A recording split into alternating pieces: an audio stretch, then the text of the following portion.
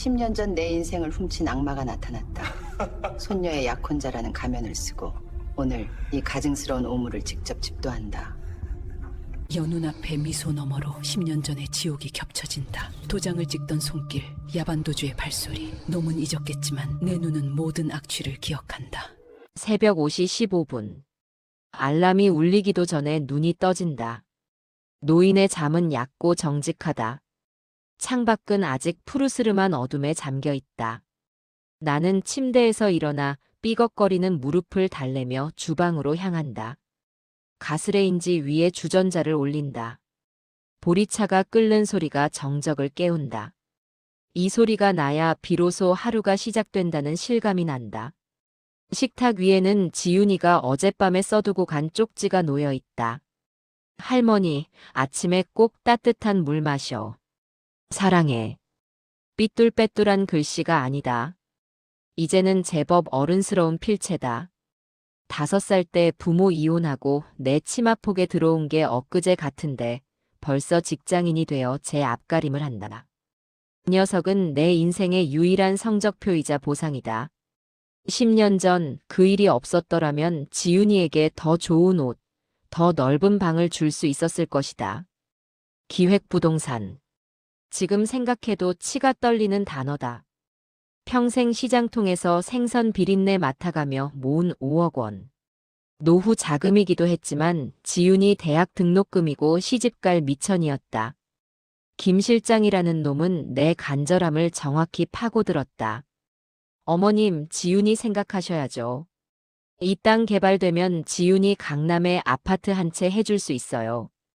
그 매끄러운 목소리에 홀려 도장을 찍은 날, 나는 내 인생을 통째로 넘겨준 셈이었다. 야반도주. 놈이 사라진 뒤 나는 사흘을 알아누웠다. 천장이 무너지는 것 같았다. 하지만 울 수도 없었다. 유치원에서 돌아온 지윤이가 내 퉁퉁 부은 눈을 보며 할머니, 어디 아파? 내가 호해줄게라고 말했을 때 나는 죽으려던 마음을 접었다. 돈은 잃었어도 사람은 살아야 했다. 나는 다시 시장으로 나갔다. 닥치는 대로 일했다. 식당 설거지, 건물 청소, 파출부. 손마디가 굵어지고 손톱 밑에 때가 가실 날이 없었지만 지윤이가 웃으면 다 견딜만 했다. 할머니, 나 오늘 진짜 중요한 사람 데려온다니까. 굴비 맛있게 구워놔야 해. 지윤이가 출근하며 현관문 앞에서 소리쳤다. 이 녀석의 얼굴에 핀 웃음꽃이 화사하다. 드디어 올 것이 왔다. 손녀딸이 결혼하고 싶다는 남자를 데려오는 날. 나는 아침 일찍부터 시장에 들러 제일 크고 실한 굴비를 샀다. 한 마리에 3만 원. 평소라면 손을 떨었겠지만 오늘은 아니다. 내 인생 가장 귀한 손님을 맞이하는 날이니까. 낡은 아파트 바닥을 무릎으로 기어가며 닦았다. 얼룩 하나 남지 않게 내 손녀의 행복에 흠집이라도 날까봐 박박 문질렀다. 주방에서는 굴비 굽는 고소한 냄새가 퍼져나갔다. 지윤이가 좋아하던 냄새, 그리고 내가 지윤이를 위해 평생 지켜온 일상의 냄새다. 옷장 깊숙이 넣어두었던 외출복을 꺼내 입었다. 거울 속 내 모습은 많이 늙었지만 눈빛만큼은 아직 살아있다. 지윤이 남편감이 될 녀석이 어떤 놈인지 내 눈으로 똑똑히 확인해야 한다. 오후 7시. 약속된 시간이 되자 초인종이 울렸다. 심장이 평소보다 빠르게 뛴다. 나는 앞치마를 벗고 옷매무새를 다듬었다. 지윤이가 밝은 목소리로 문을 연다. 민수 씨, 들어와. 여기가 우리 집이야. 한 남자가 들어온다. 번듯한 감색 슈트, 단정하게 빗어넘긴 머리, 그리고 손목에 감긴 번쩍이는 시계. 겉모습은 흠잡을 데 없다. 남자는 예의 바르게 허리를 숙였다. 처음 뵙겠습니다, 어머님. 박민수라고 합니다. 지윤이한테 말씀 많이 들었습니다. 목소리. 그 매끄럽고 기름진 음성이 귓가를 때리는 순간 내 온몸의 세포가 비명을 지르기 시작했다. 나는 얼어붙은 채 남자의 얼굴을 응시했다. 10년이라는 세월이 흘렀지만 잊을 수 없는 눈매다. 타인을 먹잇감으로 바라볼 때 나오던 그 미세한 눈꺼풀의 떨림. 박민수. 아니, 김 실장. 10년 전 내 노후 자금 5억 원을 들고 야반도주했던 그 악마가 지금 내 거실에서 내 손녀의 남편이 되겠다며 가식적인 미소를 짓고 있다. 내 손끝이 떨리기 시작했다. 분노가 발끝에서부터 머리끝까지 치밀어 오른다. 당장이라도 저놈의 멱살을 잡고 경찰서로 끌고 가고 싶다. 하지만 나는 참아야 한다. 내 곁에는 세상에서 가장 행복한 표정을 짓고 있는 지훈이가 있기 때문이다. 녀석은 아무것도 모른 채 남자의 팔짱을 끼고 나를 보며 웃고 있다. 할머니, 민수 씨 멋있지? 인물도 좋은데 성격은 더 좋아. 지훈이의 목소리가 멀게만 들린다. 내 시선은 남자의 손목에 머문다. 저 시계, 저 슈트, 저 가식적인 미소. 모두 내 피 같은 돈으로 산 것들이다. 놈은 나를 알아보지 못하는 눈치다. 10년 전 나는 풍성했던 머리칼도 하얘졌고 고된 노동으로 체중도 많이 줄었다. 사기꾼에게 피해자는 그저 스쳐 지나가는 숫자에 불과하니까. 나는 식탁 밑으로 두 손을 꽉 맞잡았다. 손톱이 손등을 파고든다. 아픔이 느껴져야 정신을 차릴 수 있을 것 같았다.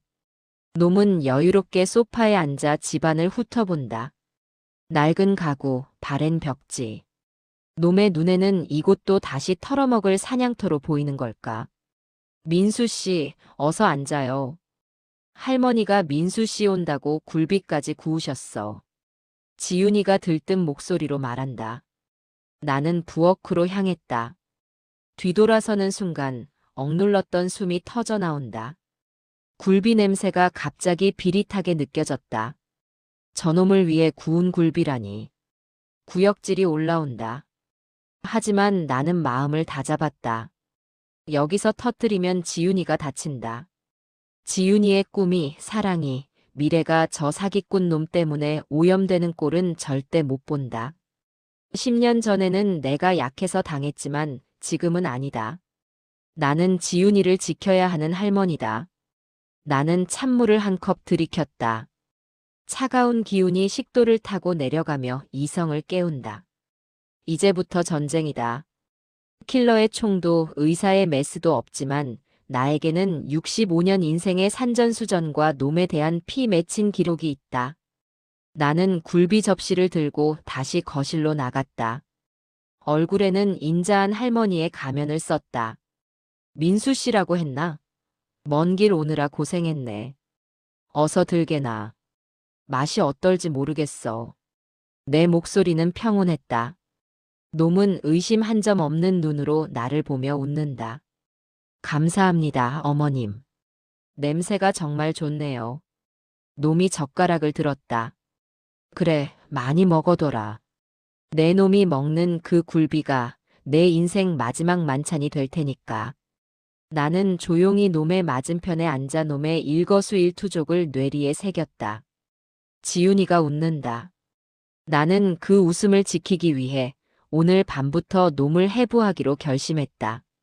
식탁 위에 오른 굴비는 노릇하게 잘 익었지만 내 입안에서는 모래알처럼 서걱거린다. 놈은 젓가락질 하나에도 공을 들였다. 생선살을 발라 지훈이의 밥 위에 조심스레 얹어주며 말한다. 지훈이가 할머니 굴비가 제일 맛있다고 노래를 부르더니 정말이네요. 어머님 손맛이 보통이 아니십니다. 매끄러운 화법. 10년 전 기획부동산 사무실 소파에 앉아 나에게 대추차를 건네던 그 손길과 똑같다. 당시에도 놈은 내 건강을 먼저 물었고 지훈이의 교육보험을 걱정했다. 사람의 약한 고리를 찾아내 살살 긁어주는 솜씨.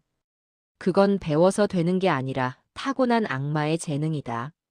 나는 놈의 젓가락 끝을 응시했다. 은수저에 비친 놈의 얼굴이 일그러져 보인다. 놈은 식사 내내 지훈이와 나의 관계를 칭송하고 자신의 유복한 가정 환경을 은근히 과시했다. 아버님이 이번에 골프장을 인수하셔서 좀 바쁘세요. 결혼하게 되면 두 분 정식으로 인사시켜 드려야죠. 거짓말. 냄새가 난다. 저놈의 말에는 무게가 없다. 깃털처럼 가볍게 떠다니다가 상대의 귀에 달콤하게 내려앉을 뿐이다. 지윤이는 그 가벼운 말들을 진실이라 믿으며 수줍게 웃는다. 민수 씨 아버님 너무 엄하신 분 아니야? 나 떨려. 그 녀석의 순진한 눈망울을 볼 때마다 내 가슴은 도려나가는 것 같다. 그 녀석은 지금 독이 든 성배를 들고 행복해하고 있다. 그런데 민수 씨 아까부터 차고 있는 그 시계가 아주 좋아 보이네. 귀한 건가 봐. 나는 일부러 놈의 손목을 가리키며 물었다. 놈은 기다렸다는 듯 시계를 고쳐 차며 겸손을 떨었다. 아, 이거요? 아버님이 이번에 큰 계약 성사시켰다고 선물해 주신 겁니다. 파텍 필립이라고 뭐 그냥 시계죠. 파텍 필립. 억소리 나는 물건이다. 10년 전 내 5억이 저 시계의 톱니바퀴 하나로 변했을지도 모른다. 내 지윤이가 고등학생 때 친구들 다 입는 메이크업 패딩 하나 사달라고 못하고 주춤거릴 때 놈은 내 돈으로 저런 가짜 자존심을 휘감고 살았을 것이다. 식사가 끝나고 과일을 내왔다.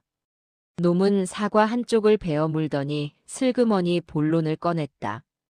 어머님, 사실 지윤이랑 상의를 좀 해봤는데요.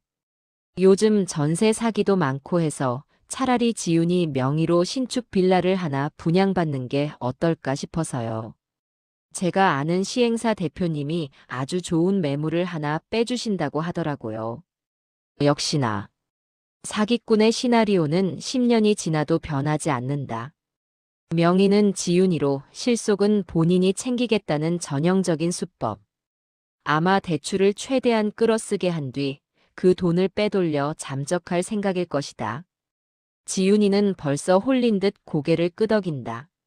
할머니, 민수 씨 덕분에 우리 집 걱정 안 해도 될 것 같아. 민수 씨가 대출금 이자도 본인이 다 감당하겠대.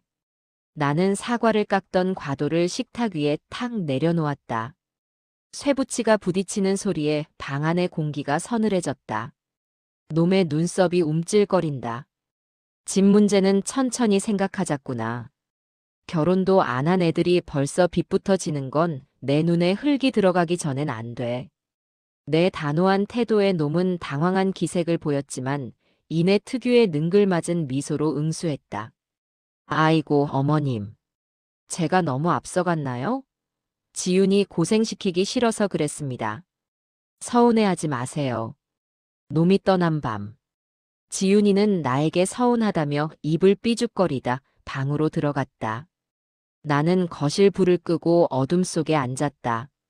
심장 소리가 귓가에 울릴 정도로 크다. 이제 더 이상 기다릴 수 없다. 놈이 지윤이의 명의를 더럽히기 전에 내가 먼저 놈의 실체를 해부해야 한다. 나는 장롱 깊숙이 넣어두었던 낡은 신발 상자를 꺼냈다. 그 안에는 10년 전 사기 사건 때 모아두었던 서류 뭉치와 놈의 명함들이 들어있다. 당시 경찰은 증거 불충분이라며 수사를 흐지부지 끝냈다. 놈이 워낙 치밀하게 자금 세탁을 했기 때문이다. 하지만 법이 못하는 일을 노인네의 집요함은 해낼 수 있다. 다음 날 아침 지윤이가 출근하자마자 나는 시장으로 향했다. 30년 넘게 생선을 팔며 쌓아온 내 인맥은 정보기관보다 정교하다. 시장 상인회 회장, 동네 복덕방 김영감, 그리고 사채 바닥에서 구른 옛지인들. 나는 그들에게 놈의 사진을 보여주며 행적을 수소문했다. 정혜 씨, 이놈. 어디서 본 것 같은데?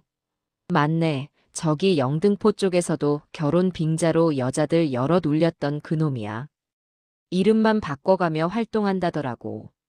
김영감의 말에 내 확신은 사리로 변했다. 놈은 박민수라는 가명을 쓰며 현재 3명의 여자와 동시에 교제 중이었고 모두에게 신축 빌라 분양을 미끼로 대출을 종용하고 있었다. 놈은 지윤이를 사랑한 게 아니다. 그저 돈을 인출하기 위한 카드로 보고 있었던 것이다. 나는 놈이 지윤이에게 말한 시행사 대표라는 인물을 찾아 나섰다. 강남의 화려한 오피스텔에 있다는 사무실은 유령 회사였다. 등기부등본을 떼보니 놈의 공범들이 바지 사장으로 앉아있는 전형적인 기획 부동산의 연장선이었다. 분노가 치밀어 올라 눈앞이 아찔했지만 나는 이성을 잃지 않았다. 놈을 잡으려면 놈이 가장 방심했을 때 가장 확실한 증거를 들이밀어야 한다. 나는 조용히 놈의 동선을 파악하기 시작했다. 저녁 무렵 지윤이에게 전화가 왔다. 할머니, 나 오늘 민수 씨랑 웨딩홀 예약하러 가기로 했어. 조금 늦을지도 몰라. 전화를 끊는 내 손이 떨린다. 놈의 올가미가 지윤이의 목을 죄어오고 있다. 나는 서랍에서 국과수 시절 제자였던 현직 형사에게 연락하려다 멈췄다. 아직은 때가 아니다. 공식적인 수사가 시작되면 놈은 다시 미꾸라지처럼 빠져나갈 것이다. 나는 낡은 트럭에 올랐다. 청소 도구함 속에 숨겨두었던 초소형 녹음기와 카메라를 챙겼다. 10년 전 내 돈 5억을 앗아간 그놈의 가증스러운 목소리를 이번에는 세상 모든 사람에게 들려줄 것이다. 지윤아, 조금만 기다려라. 할머니가 이 오물을 깨끗하게 치워줄게. 나는 놈들이 모인다는 강남의 한 유흥업소 골목으로 차를 몰았다. 화려한 네온사인 아래로 놈의 검은색 세단이 보였다. 놈은 지윤이를 배웅하고 온 듯 입가에 여전히 가식적인 미소를 띠며 차에서 내렸다. 하지만 그 미소는 업소 안으로 들어가는 순간 사라졌다. 나는 트럭에서 내려 모자를 눌렀었다. 65세 할머니의 구부정한 뒷모습은 그 누구의 경계심도 사지 않는다. 나는 놈들이 예약한 룸의 옆방을 청소하는 미화원으로 위장해 잠입했다. 문틈 사이로 놈의 거친 목소리가 새어나왔다. 야, 이번 고시생 계집애는 좀 더디네. 대출 승인 나려면 일주일은 더 걸리겠어. 할머니라는 노인네가 눈치가 보통이 아니야. 놈의 비웃음 소리가 내 고막을 찢는다. 나는 녹음 버튼을 눌렀다. 놈의 자백이 디지털 신호로 기록되기 시작했다. 이제 시작이다. 김 실장. 당신이 설계한 그 화려한 지옥에 이번에는 당신을 쳐넣어주지. 유흥업소의 복도는 비릿한 담배 연기와 갑구린 향수 냄새로 가득하다. 나는 미화원복 소매를 걷어붙이고 걸레질을 멈추지 않는다. 65세 노인의 구분 등은 이 화려하고 타락한 공간에서 배경일 뿐이다. 누구도 청소부의 귀가 열려 있다는 사실을 경계하지 않는다. 옆방 502호. 얇은 가벽 너머로 놈의 웃음소리가 들린다. 10년 전 계약서에 도장을 찍던 날. 내 손을 잡으며 어머님, 이제 고생 끝입니다 라고 말하던 그 가식적인 친절함은 온데간데 없다. 지금 들리는 것은 먹잇감을 앞에 둔 포식자의 비열한 낄낄거림 뿐이다. 민수야, 이번 거는 사이즈가 얼마나 나오냐? 그 고시생 애 말이야. 걸걸한 목소리의 남자가 묻는다.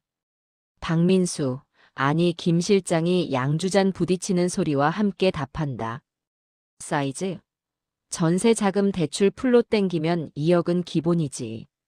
거기다 그 할망구 명의로 된 아파트가 한 채 있더라고. 그것까지 담보로 잡으면 5억은 우습지. 10년 전에도 그 할망구 돈으로 쏠쏠하게 재미 봤는데 이번엔 손녀까지 끼어 있으니 더 쉽지 않겠어? 심장이 내려앉는다. 분노가 식도를 타고 역류의 입안이 써진다. 놈은 10년 전 나를 털어먹은 것도 모자라. 이제는 내 분신 같은 지윤이와 우리가 사는 유일한 보금자리까지 노리고 있다. 나는 스마트폰의 녹음 버튼을 꽉 눌렀다. 놈의 자백이 한자 한자 기록될 때마다 내 손톱이 손바닥을 파고든다. 근데 그 할머니 말이야, 보통이 아닌 것 같던데. 아까 낮에 집 갔을 때 눈빛이 장난 아니더라고. 공범으로 보이는 놈이 덧붙인다. 놈이 코웃음을 친다. 노인네들이 다 그렇지 뭐. 손주 사랑이라면 앞뒤 안 가리고 간 쓸개 다 빼주잖아. 지윤이 그 계집에 울면서 매달리면 그 할망구도 결국 도장 찍게 되어 있어. 사랑이 원래 그런 거잖아, 안 그래? 사랑. 놈의 입에서 나온 그 단어가 역겹다.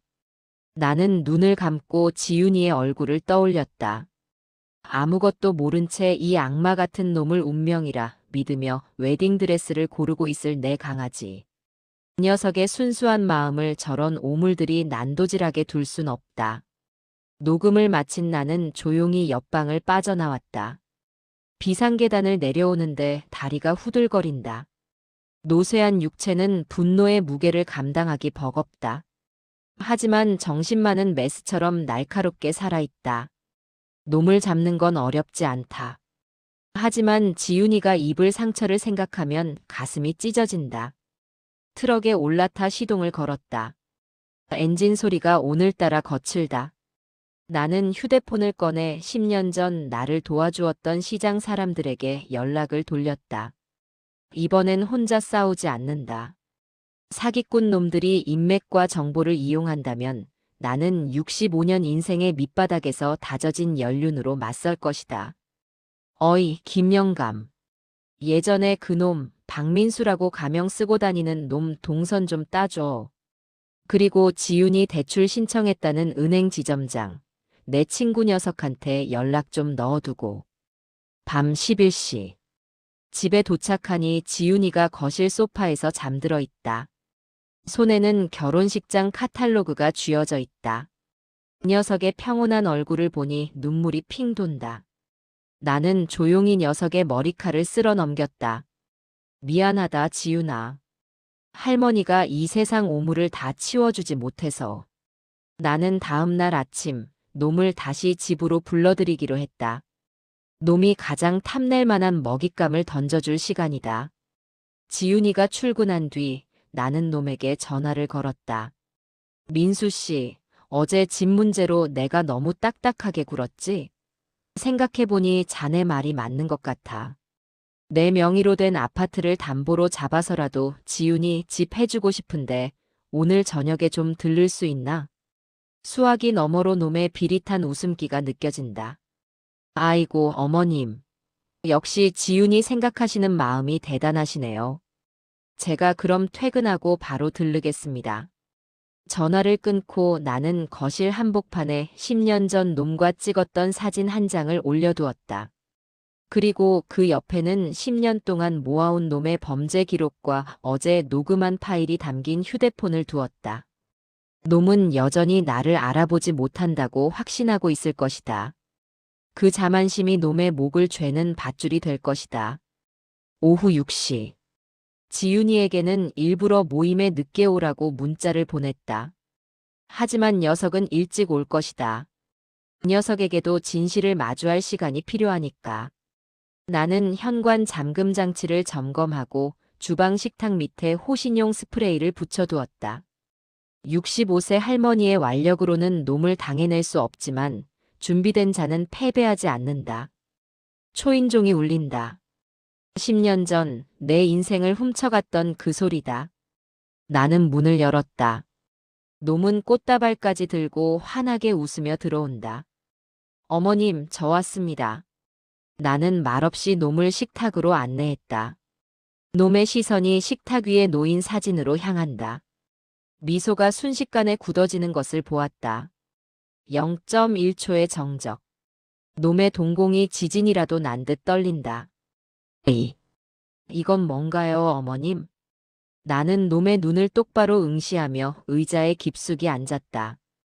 기억나나? 김 실장.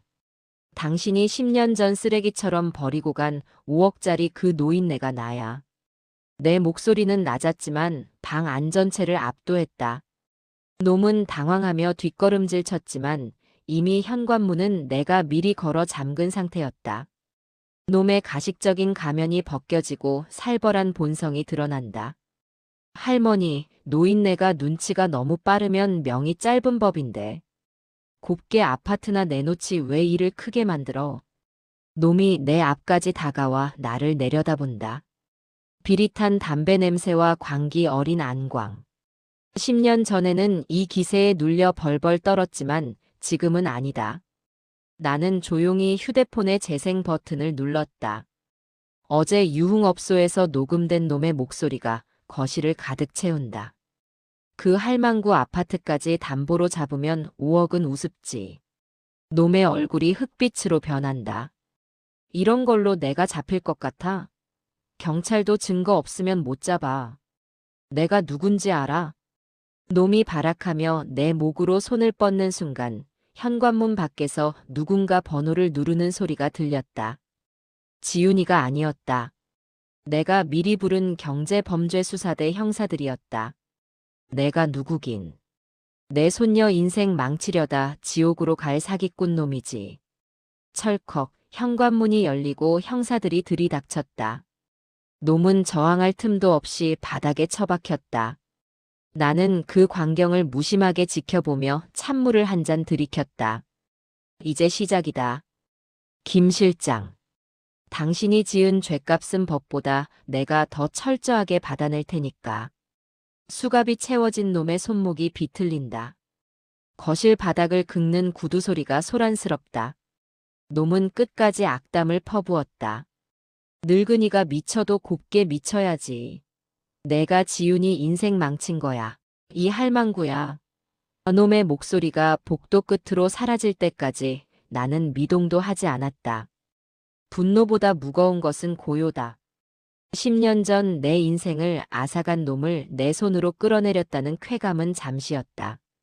내 시선은 현관문 뒤 반쯤 열린 틈에 멈춰 있었다. 나오너라, 지훈아.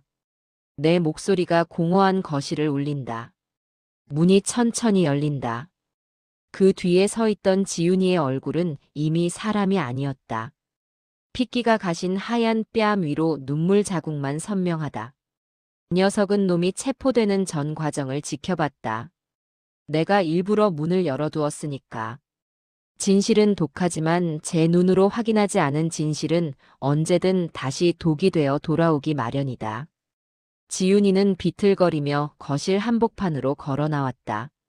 녀석의 시선이 식탁 위에 놓인 10년 전 사진과 놈의 자백이 담긴 휴대폰에 머문다. 녀석은 소리내어 울지 않았다. 입술을 깨물고 어깨를 떨 뿐이었다. 그 모습이 내 심장을 난도질한다. 부모 이혼하고 5살 때부터 내 품에서 자란 아이.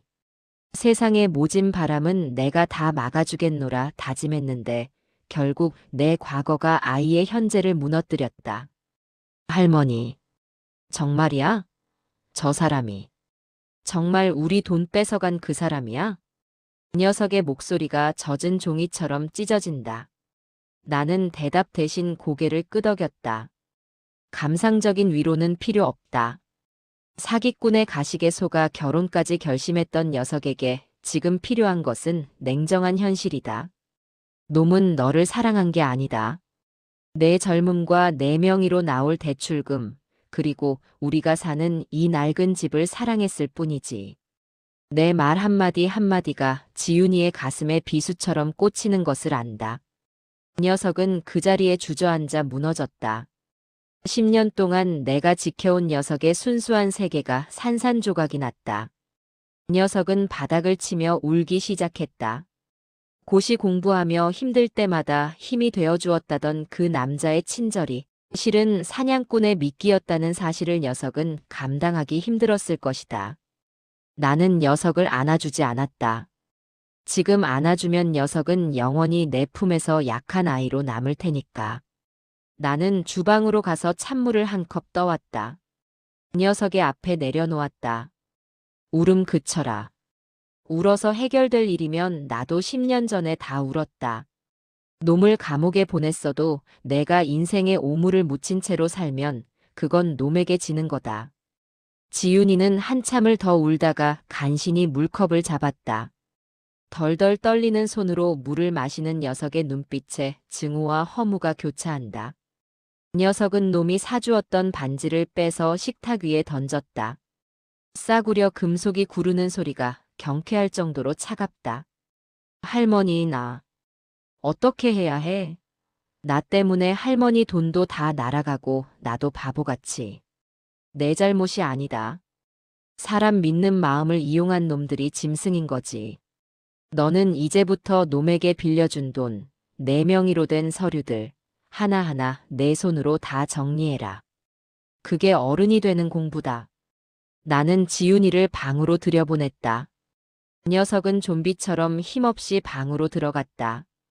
거실에는 다시 정적이 찾아왔다.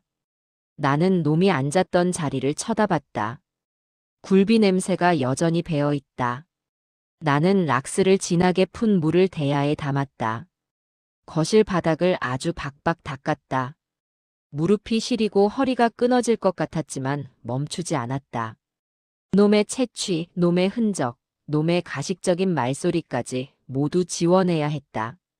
다음 날 아침, 지윤이는 붓기 가시지 않은 눈으로 방에서 나왔다. 녀석은 아무 말 없이 식탁에 앉아 내가 차려준 밥을 꾸역꾸역 먹었다. 살아야 한다는 본능이 녀석의 숟가락을 움직이게 했다. 나는 녀석의 가방에 두툼한 서류 봉투를 넣어주었다. 놈의 전과 기록과 다른 피해자들의 연락처가 담긴 서류다. 경찰서에 가서 진술하고 와라. 숨지 말고 내가 당한 일을 똑똑히 증언해. 그래야 놈이 세상 밖으로 다시 못 나온다. 지윤이는 서류 봉투를 꽉 쥐었다. 녀석의 눈동자의 전에는 없던 서늘한 기운이 돌기 시작했다. 사랑에 눈이 멀었던 고시생 지윤이는 어제 죽었다. 이제 남은 것은 상처를 딛고 일어서려는 한 명의 인간뿐이다. 나는 현관문을 나서는 녀석의 등 뒤에 대고 말했다. 지윤아, 비온 뒤에 땅이 굳는 건 자연의 이치다. 하지만 굳어지기까지는 시간이 걸려. 서두르지 마라. 할머니가 뒤에 있다. 녀석은 대답 없이 고개를 끄덕이고 계단을 내려갔다. 녀석의 뒷모습이 오늘따라 작아 보였지만 걸음걸이만큼은 단호했다. 나는 다시 거실로 돌아와 남은 오물들을 치우기 시작했다. 10년의 응어리가 비로소 녹아내리는 기분이었다. 하지만 청소는 이제 시작이다. 놈이 숨겨둔 돈을 찾고 지윤이의 명의를 깨끗하게 되돌리는 일. 그것이 법의학자의 기록보다 더 정교해야 할 내 마지막 임무다. 나는 낡은 수첩에 오늘 날짜를 적었다. 김 실장 체포. 지윤이 각성. 수첩의 여백은 아직 많이 남아 있었다. 복수는 화려할 필요가 없다. 썩은 부위를 도려내고 새살이 돋게 하는 것. 그게 진짜 복수다. 경찰서 조사실의 조명은 지나치게 밝고 정직하다. 그 아래 앉은 김 실장, 아니 박민수의 얼굴은 여전히 뻔뻔했다. 놈은 형사들 앞에서도 여유를 부렸다. 돈요? 벌써 다 썼습니다. 도박으로 날리고 술값으로 탕진했어요. 배째라면 째야지 어쩌겠습니까? 전형적인 사기꾼의 수법이다. 몸으로 때울 테니 돈은 못 준다는 배수진. 10년 전에도 놈은 이 비겁한 태도로 수많은 피해자를 절망케 했다. 조사실 밖 복도 벤치에 앉은 지윤이는 놈의 목소리가 들릴 때마다 어깨를 들썩였다. 녀석은 이제 울지 않았다.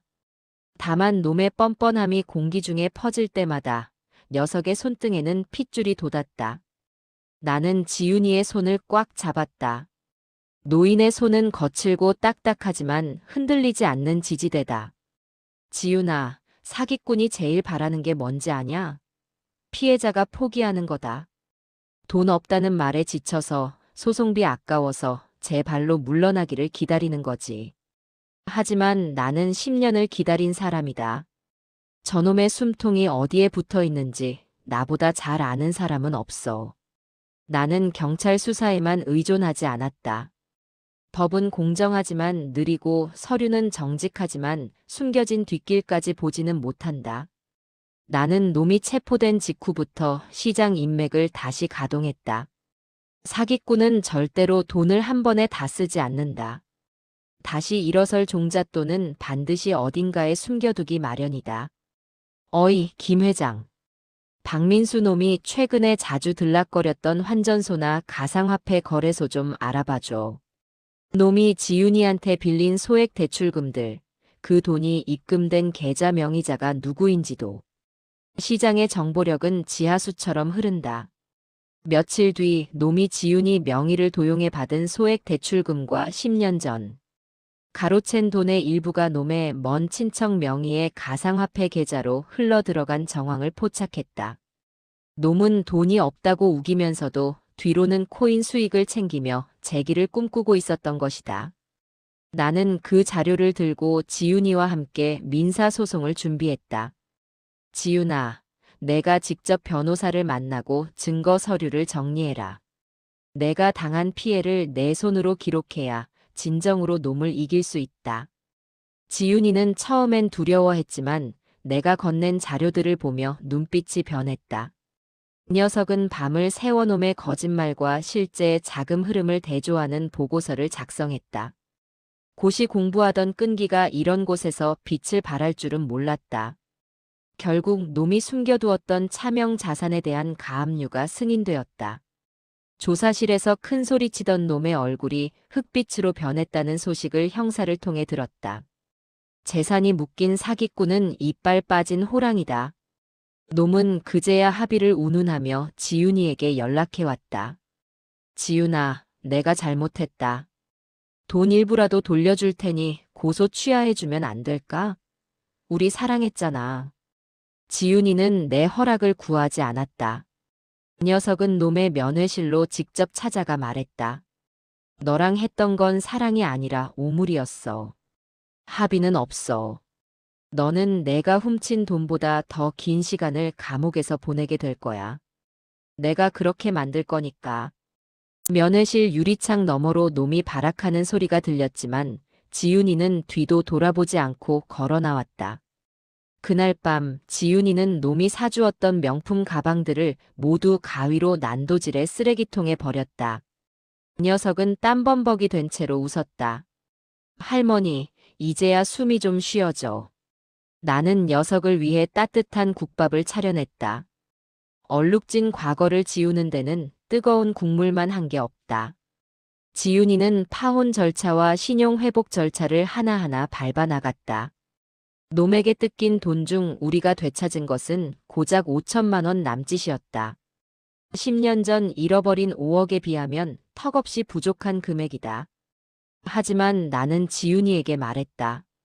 지우지 못한 4억 5천은 비싼 수업료였다고 치자. 대신 우리는 놈의 인생을 뺏었고 내 인생을 되찾았다. 그건 돈으로 환산할 수 없는 거다. 이제 남은 것은 놈이 법정에서 합당한 형량을 받는 것을 지켜보는 일이다. 나는 낡은 수첩을 펼쳐 놈의 이름 위에 굵게 가로줄을 그었다. 10년의 체증이 내려가는 소리가 들린다. 하지만 청소는 끝이 아니다.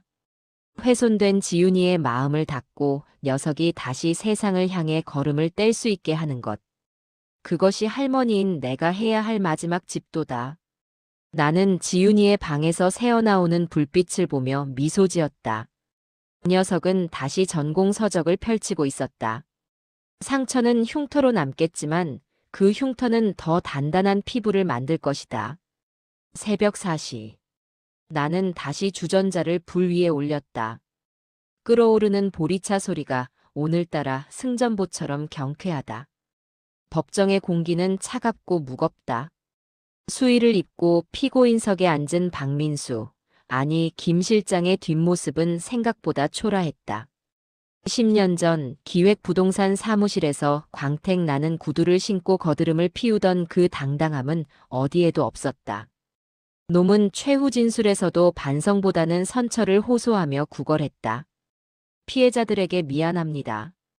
사회에 나가면 꼭 돈을 벌어 갚겠습니다. 뻔한 거짓말. 저놈의 입에서 나오는 미안함은 형량을 줄이기 위한 할인 쿠폰에 불과하다는 것을 나는 안다. 내 곁에 앉은 지윤이는 놈의 목소리에 더 이상 흔들리지 않았다. 녀석은 꼿꼿하게 허리를 펴고 판사를 응시했다. 녀석의 손은 내 손을 꽉 쥐고 있었다. 10년 전 놈이 내 인생을 훔쳐갔을 때 지윤이가 내 옷자락을 잡던 그 작은 손이 이제는 나를 지탱해 줄 만큼 단단해졌다. 피고인 박민수를 징역 7년에 처한다. 판사의 선고가 떨어지는 순간 법정 안에는 짧은 탄식과 정적이 교차했다. 7년.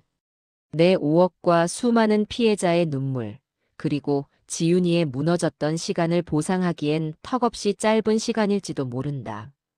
하지만 놈이 숨겨두었던 차명 재산 5천만 원을 추징해 지윤이의 대출금을 일부 상환할 수 있게 된 것만으로도 우리는 작은 승리를 거두었다. 놈이 끌려나가는 뒷모습을 보며 나는 마음속으로 10년 된 장부를 덮었다. 법원 문을 나서니 햇살이 눈부시게 쏟아졌다. 지윤이가 깊은 숨을 내뱉었다. 할머니, 이제 정말 끝났네. 공기가 너무 달다. 녀석은 붓기가 빠진 얼굴로 환하게 웃었다. 그 웃음을 보기 위해 나는 10년을 버텼고 시장통에서 비린내를 견뎠다. 돈 5억보다 귀한 것은 사람의 마음이라는 것을 저렇게 웃는 지윤이를 보며 다시금 깨닫는다. 한 달 뒤 우리 집 식탁은 다시 평화로워졌다. 놈이 앉았던 소파는 새로 갈았고 벽지도 밝은 색으로 다시 발랐다. 오물의 흔적을 지우는 데는 시간이 걸렸지만 지워지지 않는 얼룩은 없었다. 지윤이는 다시 고시 공부를 시작했고 녀석의 방에서는 밤늦게까지 형광펜 긋는 소리가 들렸다. 상처는 흉터가 되었지만 그 흉터는 녀석을 더 단단하게 만들었다. 할머니, 나 첫 월급 탔어. 오늘 우리 여행 가기로 한 거 잊지 않았지? 지윤이가 상기된 얼굴로 내민 첫 월급 봉투. 빳빳한 종이 냄새가 코끝을 간지럽혔다. 액수는 놈이 가로챈 5억에 비하면 보잘것없었지만 나에게는 이 세상 어떤 보물보다 묵직했다. 정직하게 땀 흘려번 돈의 무게. 지윤이는 사기꾼의 가짜 보석보다 이 얇은 봉투의 가치를 아는 어른이 되었다. 우리는 낡은 소형차에 짐을 싣고 바다로 향했다. 운전대는 이제 지윤이가 잡았다. 서툰 솜씨지만 녀석의 옆모습은 듬직했다. 창밖으로 흐르는 풍경을 보며 나는 주머니 속 낡은 수첩을 꺼냈다. 10년 전부터 놈의 행적을 기록하고 억울함을 눌러 담았던 그 수첩. 나는 수첩의 마지막 장에 완벽한 청소 끝이라고 적고는 창밖으로 손을 뻗어 잘게 찢어 날렸다. 하얀 종이 조각들이 갈매기처럼 바다 위로 흩어졌다. 바닷가 모래사장을 걷는 지윤이의 발걸음이 가볍다. 녀석은 파도가 발등을 적실 때마다 아이처럼 웃었다. 나도 신발을 벗고 차가운 바닷물에 발을 담갔다. 30년 생선 비린내에 찌들고 10년 억울함에 굳어버린 발바닥이 비로소 시원하게 씻겨 나가는 기분이었다. 할머니, 나 나중에 돈 많이 벌어서 할머니한테 진짜 5억 줄게. 그때는 강남 아파트 말고 할머니 하고 싶은 거 다 해. 아니다, 지윤아. 할머니는 지금이 제일 좋다. 내가 내 곁에 있고 내일 아침에 너랑 같이 보리차 마실 수 있으면 그게 50억보다 낫지. 돈은 없어도 그만이다. 사람 귀한 줄 알고 내 곁에 정직한 사람이 있다면 그게 진짜 부자다. 나는 65세에 비로소 진짜 부자가 되는 법을 배웠다. 내 인생의 가장 긴 사기극은 끝났고 이제 남겨진 것은 지윤이와 함께 써내려갈 평범하고도 위대한 일상뿐이다. 노을이 바다를 붉게 물들였다. 녀석이 내 어깨를 감싸 안았다. 우리는 말없이 지는 해를 바라봤다. 내일 새벽 오시면 다시 주전자가 끓는 소리에 눈을 뜨겠지만 이제 그 소리는 불안이 아닌 평화의 신호가 될 것이다. 내 이름은 한정희. 전설의 법의학자도 전직 킬러도 아니지만 내 손녀를 지켜낸 세상에서 가장 강한 할머니다.